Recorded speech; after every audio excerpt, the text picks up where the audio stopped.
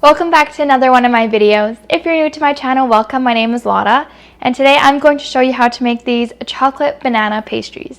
So I worked in a bakery for a couple of weeks many years ago, and they had a version of these chocolate covered banana pastries, and I really haven't seen them anywhere else, so I figured I would share my take on them. So that's going to be today's video. Now this recipe is perfect to use up all of your baking scraps like your buttercream or your cookie dough or your melted chocolate. And it's also super light and refreshing, and it's not as dense as a piece of cake. So it's perfect for those hot summer days when you're looking for a quick little treat.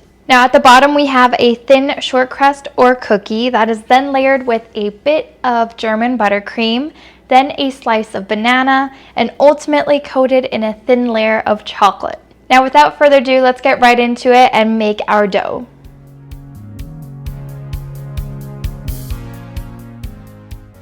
Now we're going to start by just making our short crust cookies that are going to be the base of our pastries. For that, I just used the leftover short crust that I had from my blueberry streusel cheesecake. Now if you don't have any leftover short crust flying around, you can always make your own. I do already have a video on my channel on the step-by-step on how I make my short crust or my Mürbeteig, which you can see up there. Now essentially all I did was roll out my short crust nice and thin and then cut it into rectangles that were 3 centimeters by 9 centimeters long. Now you can change the size depending on how big or how small you want your pastries to be in the end. I was just kind of estimating how big my banana slices would be so that I would be nice and snug with my pastries. Now before I bake my short crust, I always like to chill in the fridge for an additional 20 to 30 minutes. That way it's less likely to run out and lose its shape as it bakes. And once you're ready to bake your short crust, you're going to stick it into the oven that's been preheated to 180 degrees Celsius or 306 degrees Fahrenheit for about 10 to 12 minutes. You basically just want the edges to start kind of getting golden brown.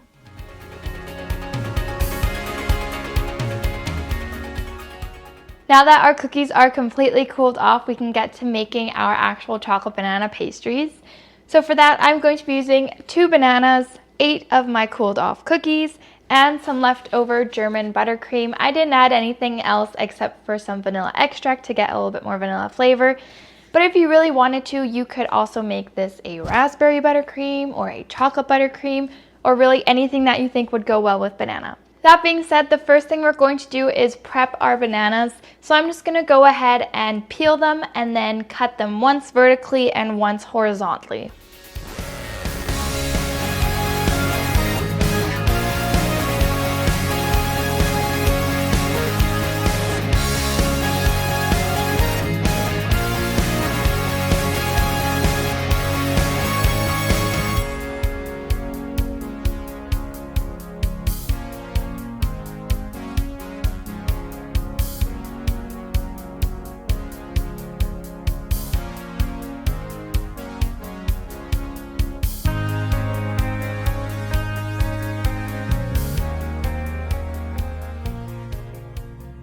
Now basically all we're going to do is pipe on a nice stripe of our German buttercream right onto our cookie and then gently press on one of our banana slices.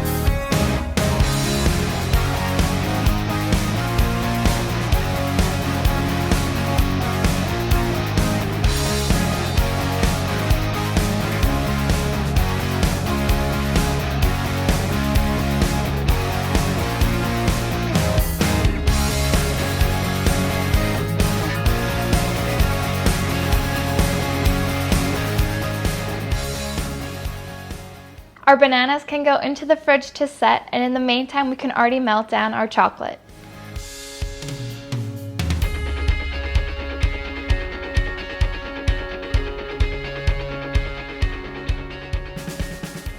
Now for our chocolate, we're going to melt down 150 grams of dark chocolate chips over a water bath with a good tablespoon of coconut oil.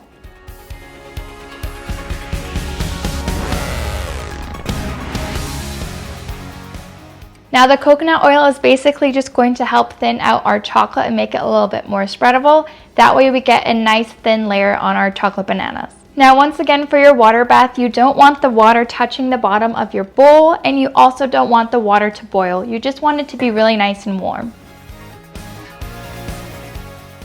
Now I'm thinking it might be easier to get like a nice smooth chocolate layer if I kind of drizzle it on more controlled with a piping bag.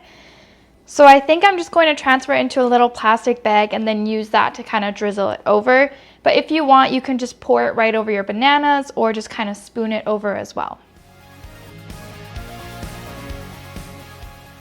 Now I already went ahead and transferred my chilled banana pastries onto a wired rack.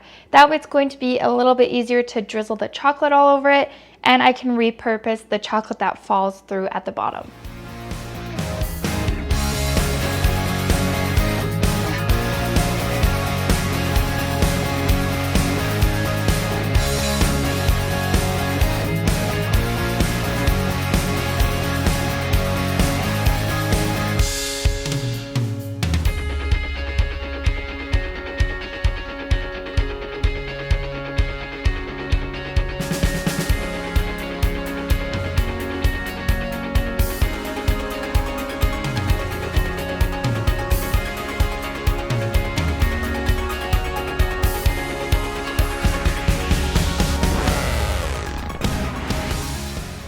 These can go back into the fridge to completely set before we can eat them.